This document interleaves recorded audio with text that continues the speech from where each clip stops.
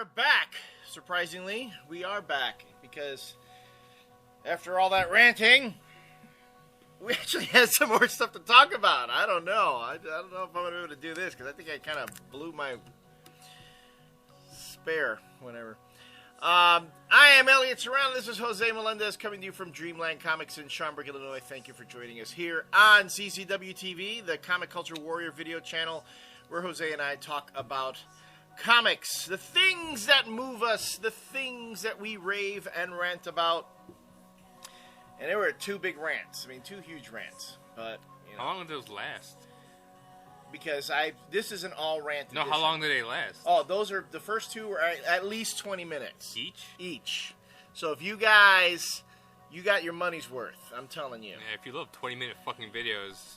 And can I tell you something? If you didn't like them, send us 50 unviewed segments, okay? Send us 50 unviewed segments, and we will send you back one totally brand spanking new video segment. But by spanking new, it'll just be something old that we did before, but it'll have like a new intro on it. And that'll be your variant segment. So, if you really were disappointed with what we've been doing, just turn in 50 of them. I'm kind of really disappointed with the promotion. Aren't we all? Made no sense. But anyway, another topic that you guys were asking us to talk about was the Spider-Man reboot. And it's funny because last week, earlier this week, I actually ran into Avi, Jose's friend Avi, who has been on this show before, and was actually supposed to be sitting in with us today. I have a feeling that if Avi had been here, we probably would have been a little more focused about things, because Avi he seems to always have he can always play the advocate very well, take the opposite side of a position, not just to be a dick. I mean, he really just... No, he does it to be a dick. But he argues it really well. He really helps look at all aspects of an argument. And I tried to do that myself with my last, well, actually, you ended up being the one who was more rational. Avi, actually, when it came to the situation with the Spider-Man movie franchise being rebooted, mind you, if you haven't heard about this, God knows where have you been. Sam Raimi will not be returning to direct the franchise, nor will Tobey Maguire be reprising his role as Peter Parker. But even more importantly is that Kirsten Dunst is gone from being Mary Jane. See, but I liked Kirsten Dunst. She was terrible. Anyway, so they're going back. They're going back, and actually they're talking about putting Peter Parker really where I think he should have always been. He's going back to high school. And one of the things that has been, I've heard among my industry peers, they're saying they're going to Twilight the series. It's going to be all about angsty teenagers with powers. That's great. They're going to Twilight it. But did I misread something, or is Brian Michael Bendis actually... He's actually campaigning for him to be the writer or producer of the movie? Well, they already have the scripts. The scripts that they have... For the rebooted one? Yes, they have a writer who was working on Spider-Man 4 already. And as all this stuff was going on with the franchise and the studio problems with Sam Raimi, the studio really liked the scripts, but they wanted to go in a particular direction, and it looks like Sam Raimi didn't care for what the direction was. So, depending on who you talk to, it's either Sam Raimi he wanted more money, or wanted control of the scripts or whatever. So fine. So the scripts are already there, and they're going to use those as the basis for the next 3 Spider-Man movies, the franchise. Jesus. Now, Brian Bendis is part of that consultation group that consults on the Marvel films, but it's through the Marvel Studio films. Spider-Man is still Sony. property of Sony. Right. So I don't know if Bendis actually has any, because Bendis talks all the time about how he was on the set of the new Thor movie and Captain America, and he's already seen Iron Man 2, but he can't talk about it. Oh, man. I saw Iron Man 2 and you didn't, so don't ask me a goddamn thing about it. Well, the thing for me, it's like, that guy's fucking ruined my Marvel universe already. Like, I don't want him touching, like, a decent Marvel franchise. Well, but mind you, he has been consulting on the Marvel films, and they've come out pretty well. All right. I mean, I'm gonna give Bendis this. I mean, if Bendis has to work with other creators that help establish parameters, the stuff is pretty good. Maybe it'll keep him away from comics too. Yeah, who knows?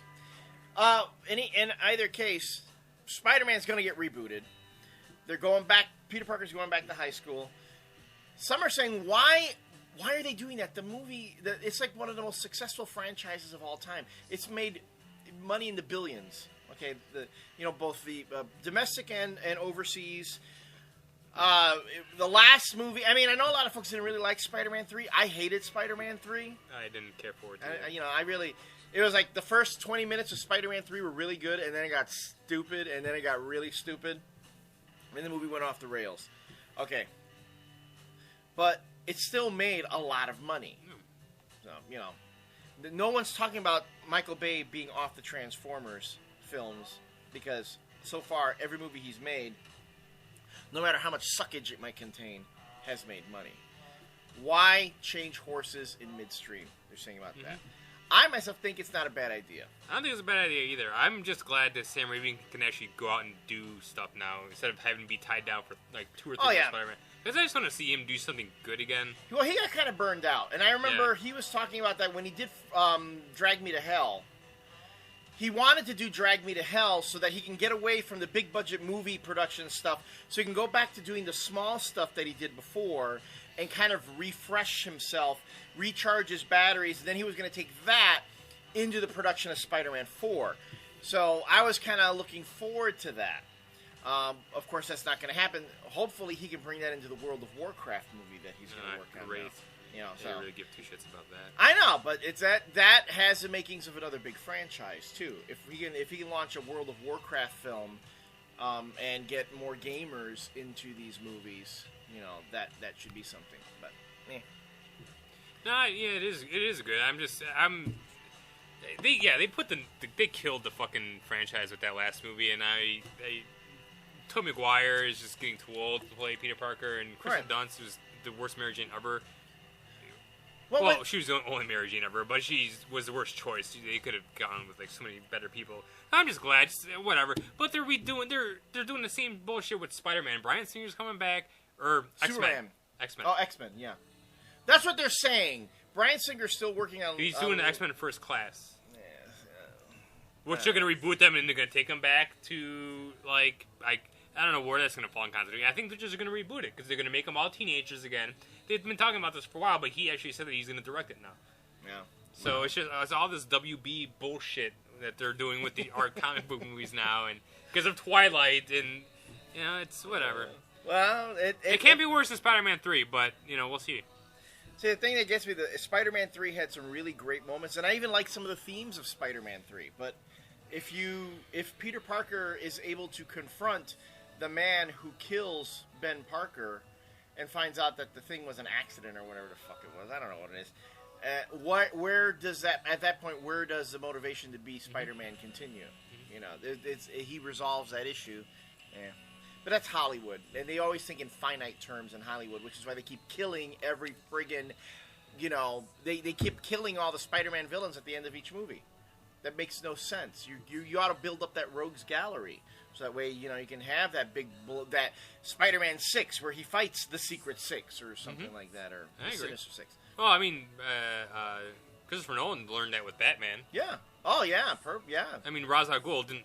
who knows? He's immortal, so he didn't really die. I mean, Scarecrow came back in the second movie. They didn't kill the Joker. Right. So, but though he is dead in real life. Right. So it doesn't really help anybody. So, yeah. But I think it'll be a good idea depending on what direction they go in. Beyond that, the other thing of note, and this was pretty big, Spoiler alert: if you're reading Buffy and you somehow avoided this information, Well, we gave it out last week. well, and I apologize to those when we gave away the ending to Up in the what Air. an idiot! Because when we were talking about Up in the Air, that was stuff that we were actually talking about before we actually started the actual segment. And I know Elliot likes to kind of throw that shit in there every once in a while. Because people like the segues. Exactly. They like but them. when that was that. Whoever their comment said it was a douchey move, I agreed with them. I was like, that was pretty douchey. Sorry. I apologize. It was a douchey move. Big dick move. Big dick move. It was a Brevoort move. Yes, it was. I pulled a Brevoort. Angel. It has been revealed that Angel is Twilight. Mm-hmm. We did talk about that last week. The one thing that I discovered, though, that I was not aware of, because remember we were having this conversation about the reunification of the Buffyverse. I was going to talk. I found that out too. Joss Whedon says that Dark Horse has owned the rights to all the Buffy characters. That's Spike, Angel, all those included. Wesley, they are all included. But they have not used them because they wanted to respect IDW. Exactly. Let them do their own thing because they bought the Angel license. And obviously the Angel license does not incorporate Buffy because the way it works before was that all those characters from Angel, almost all of them, came from Buffy, and that's why they were able to Dark Horse. That's interesting to know, though, that they can use them whenever they want. Yeah. So the intent always was to... first, it was always intended for Angel to be Twilight, which actually is kind of cool. The intent always was to reintroduce Angel into the Buffy book, regardless of what was going on at IDW. But what happened? Well, Joss himself has even admitted it. He kind of didn't tell IDW about the whole thing. He didn't let Chris Ryle or any of them know. But before Scott Ali did the interview for ZBR, he said that he talked to the editors at IDW to let them know what was going on. After the fact. Well, after they decided it was going to be Angel. Fact, yeah. Well, but they didn't know it was going to be Angel for years. No, I'm saying no. The IDW folks did not know at the beginning that Angel was going to. No, I know. No, I'm talking that it was when the genie was let out of the bottle. Right. He had to get in touch with them and say, okay, look, this is what we need. We need to let you know about. Oh this. yeah, because there was some kind of promotional material that got sent out by accident. By accident, exactly. Right. And then Scott Alley or somebody had to get on the horn to IDW right away. Right. And then IDW did that. They whipped together the cover.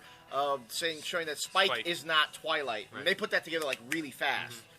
And Rich Johnson reported that there were some grumblings going on at IDW.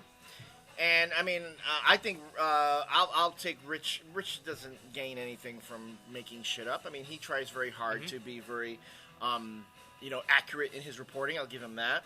But I kind of took it with a grain of salt because I'm like, come on, these people must be really talking to each other. Well, it turns out they weren't. They weren't, which is pretty kind of major. And on top of that, Bill Willingham, who is writing the Angel book, oh man, took a shot at Joss Whedon. Yeah. Joss Whedon included. I mean, he kind of did. Didn't he say? Wasn't it like? Let's say, you know what? He pulled a Brevoort. Okay. He said something that it probably wasn't very well advised, or he could have said it better. Yeah, because wasn't it. Didn't he make the statement? It was the illusion that they said that there was going to be some cohesion between the two universes Scott Ali has said that he had talked to IDW and he made an illusion that they're going to work things out so everything comes. And then Bill Willingham is like, well, no one's talked to me about it, and I've been writing Angel for a while now.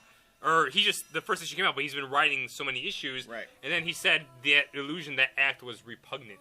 Well, that they are influencing his stories is what they're saying.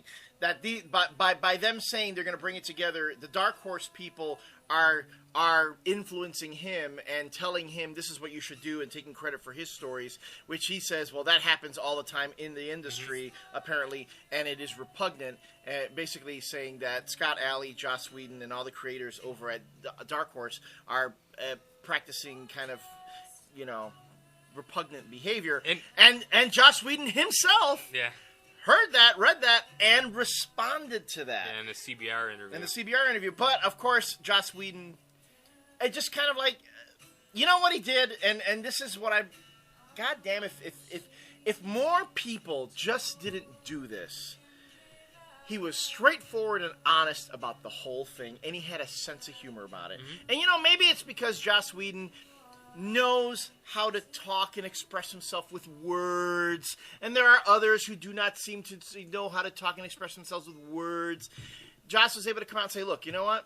This is what happened. We made a mistake. We tried to fix it. We thought, you know what? It fucked up. Don't get all over, mistakes happen. And in the end, that's what it was. Instead of trying to spin everything all the time and justify things, and even taking a shot back at IDW for things, saying, look, no, you know what? And he even said it himself. He goes, you know what? It was my fault. I could have told them that Twilight was going to be Angel. I could have communicated that to them. But you know what? No, I let Brian Lynch do the whole thing. I thought this guy is capable enough to be able to write the book. That was in the beginning when they first started the whole after the fall go on thing.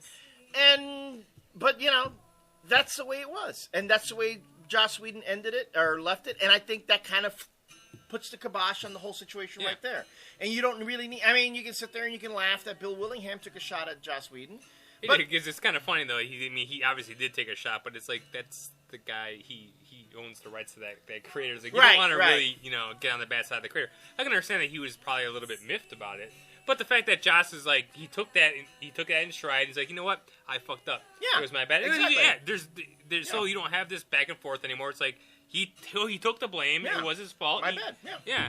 And we can all move on. And that's how you do things. You don't sit there and you don't point the finger at everybody else. When it falls on you, just say, you know what, my bad. We fucked up. Fine. And I'm really looking, and now, this is one of those cases where, the bad publicity is good publicity, or any publicity is good publicity. Hopefully, this is going to get things with both people interested again in the Angel books to see how that develops, as well as, I know for me, more interested in what goes on in Buffy, because Buffy has been kind of floundering for me. The last issue was actually pretty decent. It was. Because it was a one-shot. Yeah, it was one-shot. Joss wrote it. Right. It was pretty good. And to talk, one more brief topic before we get into the blog stuff, is that, I don't know how much of a rant this is going to be, but this week, Captain America number 602 shipped. Captain America number 602 shipped. Guess what hasn't shipped yet? Fucking Captain America Reborn number 6. 6, 7, or 8. Isn't it an 8 issue? No, 6 and 7. Oh, the Who Will Wield the Shield was like the de facto number 8, right? Something like that. God damn it! It was a 5-issue miniseries. Right, that they expanded by 1. Yeah, right. And who will wield the shield was supposed to be an epilogue. That was the number 7. Yeah, you're right. Yeah. Okay, my bad. So. See, you already know. End it there. Just say my bad. Go on. So, I mean, you already, obviously, everyone at Marvel's like, well, it was in the title. Everyone knew it was going to happen. But, okay, man, when Who Wield the Shield came out, everyone already knows how Reborn ends. So, what's the point? But now how late is it now that they can't wait to release Captain America number 602? Well, there's too much going on with the Siege and on the Avengers books and everything to wait. They have to get things going, and I'm hoping that they learn from this yet again. Never. When you put a creative team together that is notorious for falling behind on things. But this is the whole thing. Why the fuck did they have to add that last issue? It seems so pointless. I know. Because they wasn't on the schedule, I'm right. sure, and it fucks everything up. Like, why? Just to get an extra $4 out of your fucking customers? Yeah. I don't think we already ranted about that a long time ago. That's stupid. Bullshit. But, yeah, so Captain America 602 on the stands and no Reborn. Okay, I'll tell you, but you want to know why it's taking so long? Because they're working on content. Because that's what Marvel does. Is that what they do? They deal with content. And they want it to be the best damn content. Even if they release it out of order, you're still going to get the content. You're going to get the best damn content. Mark my words. Mark my words. You will have the entire run of Captain America Reborn by 2012. Mark my words, by 2012. Yeah, and then all the Avengers titles are getting canceled, so they can reboot all of them with new number ones, so they can even... Well, I think Dark Avengers is gone, though. I think you can't... whatever. Dark Avengers that book sucks. I was kind of hoping that they were going to reboot it just because Bendis is going to leave the Avengers, but that would make more sense. But But yeah, so they're gonna relaunch like 3 or 4 new Avengers books out of the old ones, and they're just gonna get more money for them, and they're gonna make them all $3.99. I bet you that's gonna happen. Mighty Avengers, I think, is still $2.99, and Avengers Initiative is still $2.99.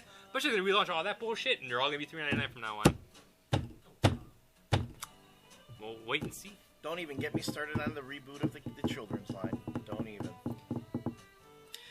All right, I am done. I'm ranted out. One last thing, because we know you've been waiting for it. The Golden Lobe! The winner will be announced on the blog. So you gotta go over to the blog to check it out to see who wins. I know who the winner is, but you gotta go to the blog to figure it out. And we will also have the winner of the CCW Create a Contest on the blog. So if you want to know who Are they gonna be the same post? They will be the same post. Alright. Alright? That's the exact same reaction I know all of you out there having. All right. Until next time, this has been Elliot Serrano and Jose Melendez coming to you from Dreamland Comics in Schaumburg, Illinois. Thank you for watching, and we'll see you again soon.